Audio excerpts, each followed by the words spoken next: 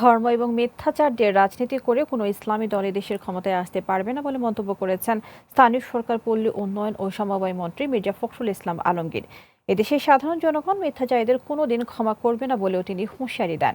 ঠাকুরগাঁও থেকে আব্দুল আলিমের তথ্যচিত্রে অনন্য সাদিকের প্রতিবেদন।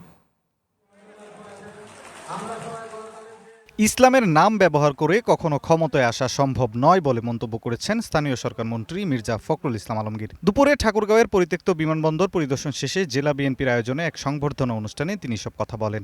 দল আছে, ধর্মের নামে রাজনীতি করে, কিছু কইলে নাম বলবো কয়, নামটা জানেন তো দলটা, কয় দেখি কি দলটার নাম কি, জোরে কইবা হবে।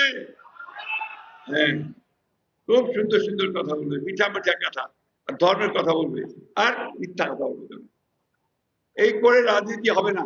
মির্জা ফখরুল বলেন, স্বাধীনতা ও সার্বভৌমত্বের মূল চেতনাকে ধারণ করেই বাংলাদেশের রাজনীতি এগিয়ে যাবে। তিনি বলেন, প্রধানমন্ত্রী তারেক রহমান ঠাকুরগাঁয়ে এসে যে প্রতিশ্রুতি দিয়েছিলেন সেগুলো মাত্র ৩ মাসের মধ্যে বাস্তবায়ন হয়েছে।